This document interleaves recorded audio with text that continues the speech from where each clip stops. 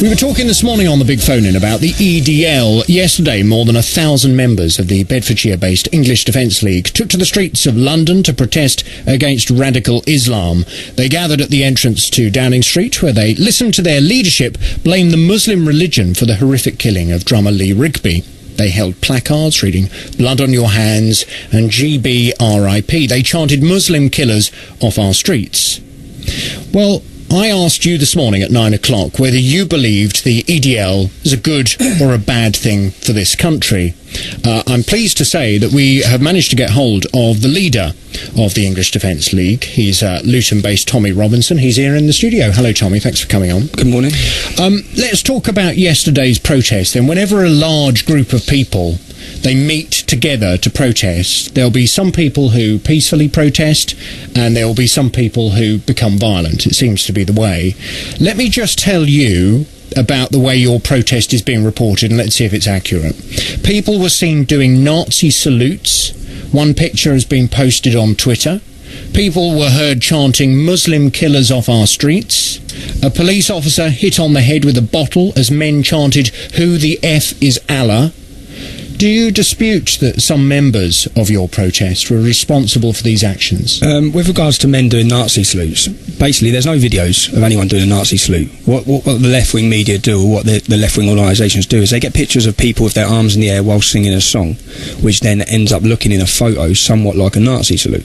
And it's manipulated. If not, there'd be a video of people doing well-out Nazi salutes. There's no Nazi salutes at English Defence League demonstrations. We've stood strongly against Nazism throughout the 4 years. Also, with regards to bottles being thrown, our demonstration was completely peaceful again yesterday. The police went back on everything we'd agreed with them. They changed our muster point where we were supposed to be meeting. They tried to stop us getting our PA system in. In the end, we had to carry our PA system, 15 men carrying generators and speakers for a mile. Or we had to carry it all the way in because they wouldn't let us get the vehicle in. They shut the roads and refused to let us in, which is going back on what they had agreed.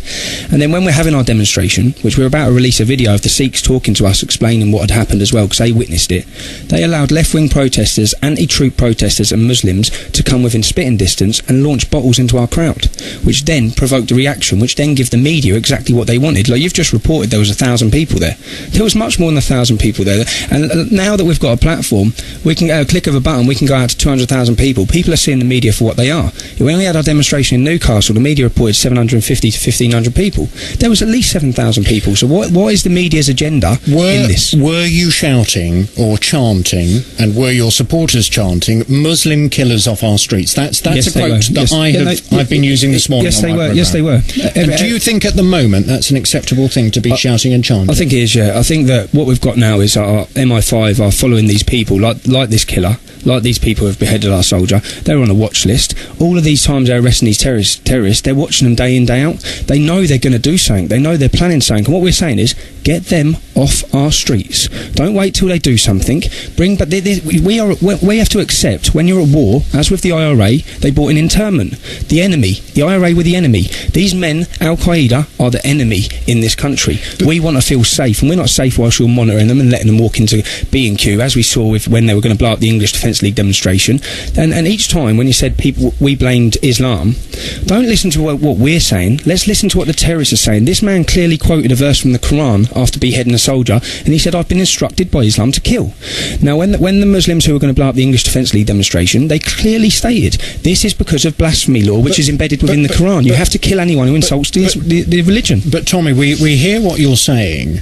However, you keep talking about the Muslims. No, I don't. I talk about Islam. No, but hang on a minute. I don't say the Muslims. You say that you are publicly anti-Muslim extremism. Yeah, anti-Islam. Which is fine. And I think, to be honest with you, the vast majority of people would agree with. They are agreeing with us. Yeah, let me make the point though. The vast majority of people would agree that we don't want extremists on any side standing on street corners, shouting at our troops, chanting, saying things that are negative about our country. Nobody wants that. Muslims don't want that. But the problem is, your message doesn't talk about Muslim extremists. You keep talking about Muslims, and that's not fair. No, that's completely incorrect. We talk about Islam. But in the last conversation we've just had, you said the Muslims about 3 times. You didn't say the Muslim extremists. No, I didn't. You said when the Muslims tried to blow up the EDL demonstration. They were Muslims. How do you want me to describe extremists? No, they were Muslim, and they tried to blow up the English Defence League demonstration. Now, if I can't explain it in that sort of way, what other way can I explain it? Now, and when you're looking at what's happened, what you've seen is a massive surge in support for our organisation. And Theresa May, I made a video saying about radicalisation within British prisons of Muslims, and that the government are doing nothing to tackle it. Within 24 hours, that video had gone viral. It was the most watched video on YouTube. Within another 24 hours, Theresa May is on our news telling us that she's going to tackle radicalisation within prisons. So whether people like it or not, it's working. And this brings me to the other point that I was making earlier this morning, and that is the point that a protest is designed to get a message across. Now, if the message was designed to be spread to the government, those that can make the decision, isn't it too late? Because the government have already said that they are going to do what they can to stop the Muslim extremists, the hate preachers, preaching their hatred. So you're already protesting to the converted. It's never too late, and they've only come out and said that since the surge in support for the English Defence League. If there wasn't a reaction to what happened to Lee Bigley, I doubt that they'd be saying any of that. And quite frankly, why now? Why are you now going to tackle the radicalisation of Muslim prisoners in our jails? Well, we know why. No, but why now? Why not 10 years ago? Why has it taken someone to be beheaded for them to make this decision? Why has it taken this for them to now say they're going to gag preachers of hate? Why? Why have you allowed this in our country? Why have you allowed it to spread like a wildfire throughout our country? And when you're saying all we want is to feel safe, we want an end to this, and everything we've been saying, and it will happen again. And we're saying it now because our government can't identify the problem. Quite clearly, these men are following the instructions of their Islamic ideology. It is inscripted within the Quran to do this. But do you accept that it is unfair to reasonable, law-abiding members of the Muslim population who just want to, they're just living here, they're making their money here, they're bringing up their children here, they're trying to live their lives as you do and I do. Is it not unfair when your message seems to be Muslims did this, Muslims did that? It wasn't Muslims. No.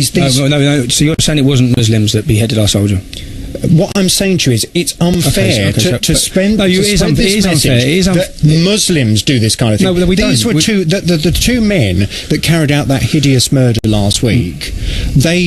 They were evil. They were evil to the core. They were evil murderers. But do you know why they were evil to the core? They may well have been using a religion to try and justify their evil actions. But 99.99% of Muslims do not agree with what they did and would in no way endorse. Yes, you're correct. You are correct. And there are many great Muslims out there. And I feel sorry for any Muslims that are getting tarnished with this that don't feel this way. But don't you think that your protest and the action of EDL, it's making Muslims frightened to be on the streets? It's making Muslims... I saw Kadir Bask talking about being frightened in Luton, and Muslims are frightened in Luton. 4 Muslims from this town, only 4 months ago, were planning to blow up the territorial army. Do you not think we feel frightened?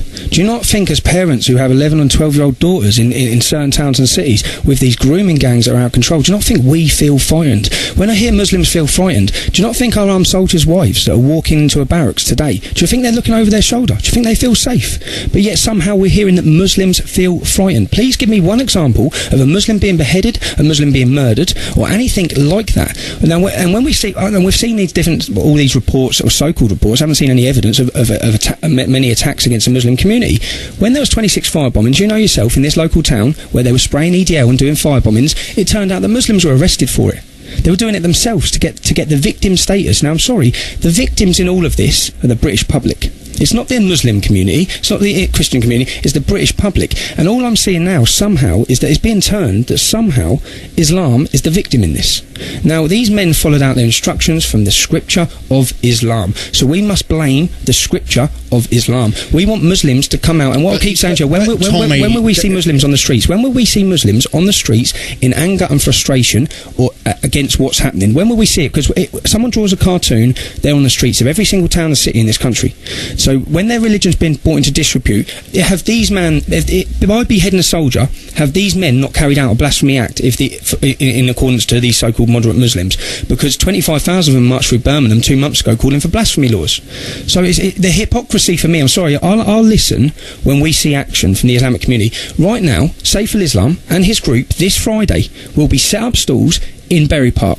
Now, so I don't hear about the victim thing. I want to see action, and it's out of control. They're not doing enough about it. You tell the Muslim population then of him, and I don't know if you heard my programme on Friday, but where you're sitting and that seat next to you, I had two very nice Muslims who absolutely wanted to condemn what happened last week, and in no way were in support of what happened last week, and they, as Muslims, are scared at the moment. They are worried for their safety. We're scared. Yeah, I understand you've made that point, but they are worried that they are going to become the victim of some kind of revenge attack when it was nothing to do with them. They don't endorse what happened last week at all. I'd like to be here to ask them that this on Freshers Week at Luton University, would they be there to stop the radicalisation?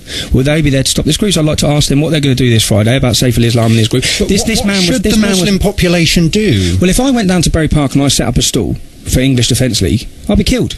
Okay? I would be killed. I can't walk through this town.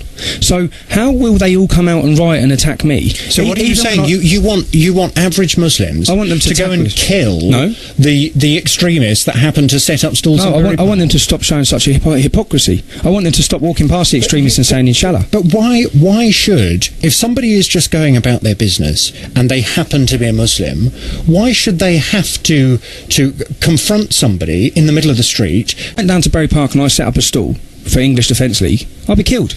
Okay? I would be killed. I can't walk through this town.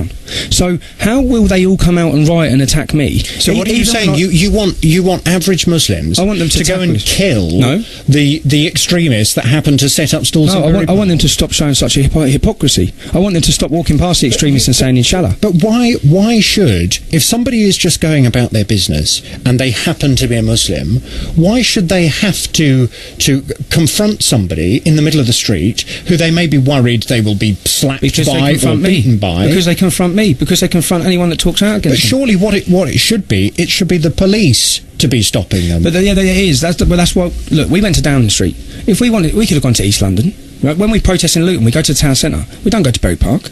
We've never gone to an Islamic community. We've never gone outside the mosque. And we're still demonised. Now, in a democracy, when you're angry, which our country is angry, right, you channel that anger and frustration through protest. You don't behead people. You don't plant bombs. You don't do what's happening now in Sweden for the last 7 days is Muslims have been rioting and burning the capital city for 7 days.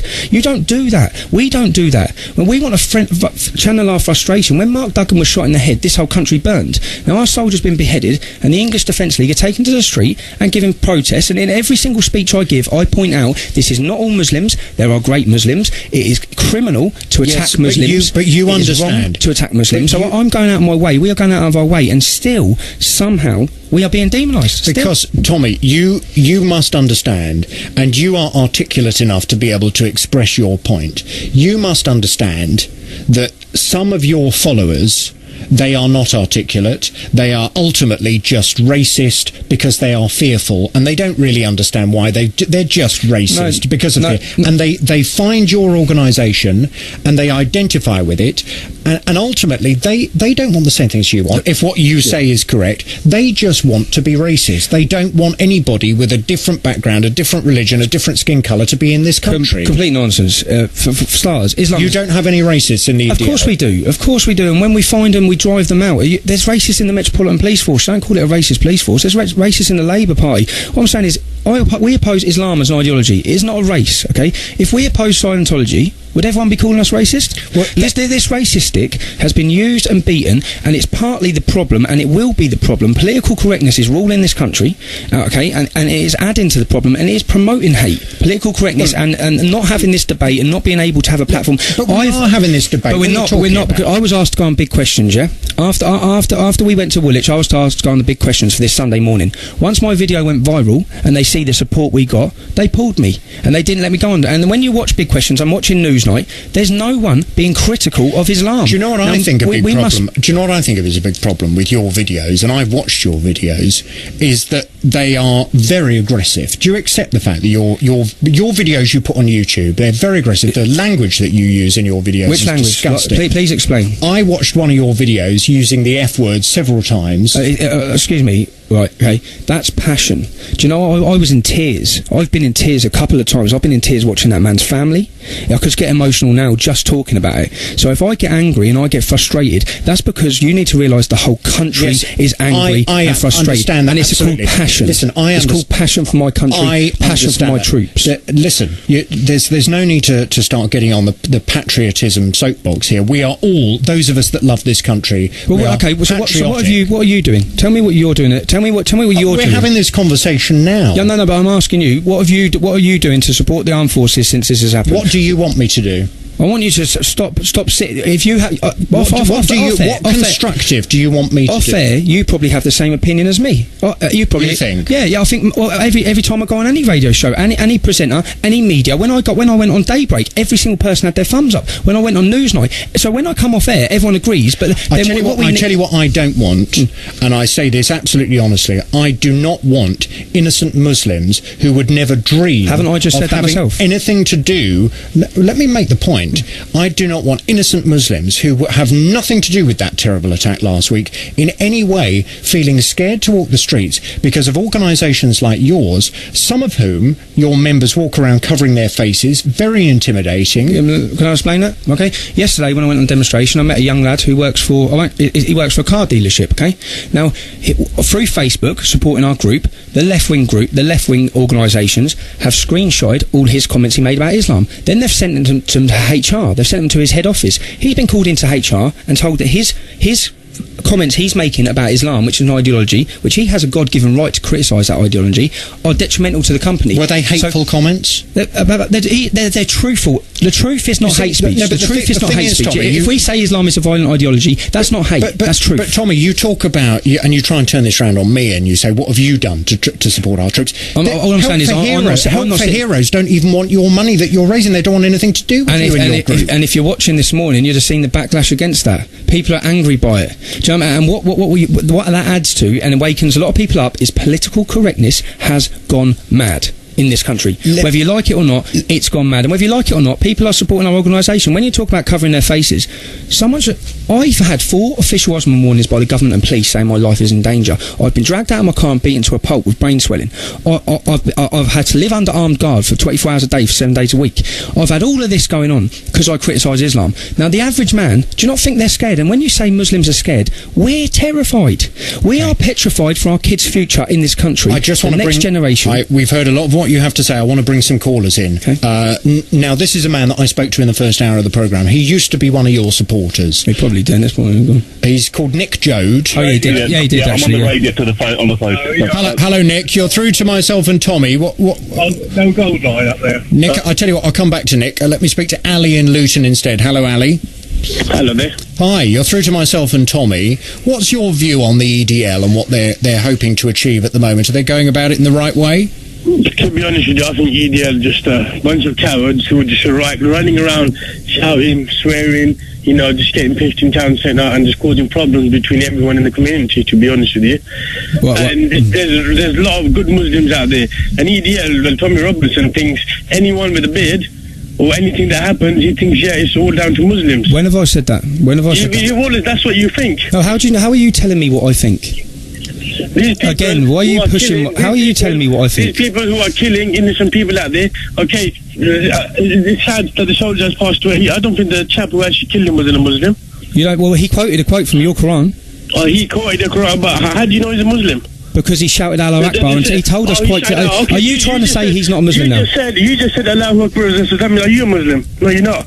Are you telling me he was not a Muslim? Ali, are you telling me he wasn't a Muslim? The other thing I want to ask you, this Help for Heroes, how come they said they're not going to accept any money that you raise from the EDL? Because Muslim organisations and far-left organisations have been inundating them and harassing them for the last 2 days. So you blame the Muslim population for that as well? Well, I've been following Help for Heroes on Twitter, and I've been seeing the Muslims hammering them with reviews saying, how are you accepting this money? They've been inundated and harassed, which is fear and intimidation, and they've bowed and they're panicked. You know why they didn't want to accept the money from you? Excuse me, Ali, you're on the radio saying that black fella the other day wasn't a Muslim. You sound pretty ridiculous, mate. The whole country knows he was Muslim. The whole country knows he was a Muslim. The whole country knows he was a Muslim, yeah? So anything that happens out there in the world, so what about the mosque attack? The 2 people who got caught for arson. What about them? How come that wasn't done as a terrorist attack or anything? What's your say on that? Because when someone throws an unsuccessful firebomb at a door that doesn't even light a building, it's not a terror attack, is it? So how come... Yeah, go on.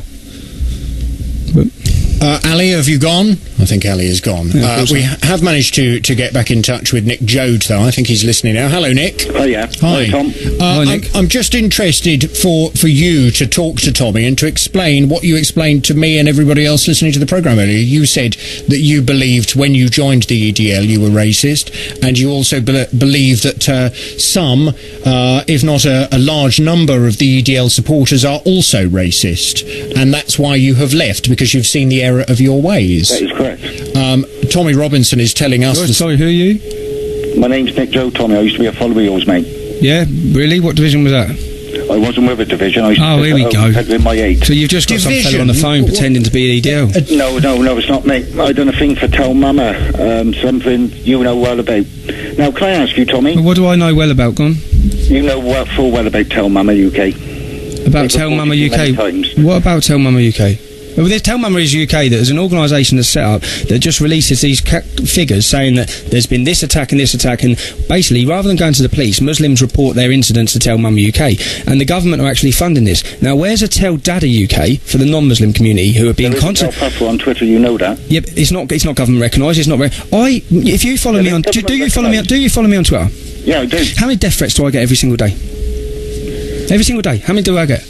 I don't follow you that Oh, much, come on, mate. I get anyone who follows me. They're threatening to blow up my wife, kill my kids, massacre my mum, massacre my dad. Every single day I'm reading things about what they're going to do to peel off my family's skin, and there's not been one arrest, not one single arrest. To what you're doing.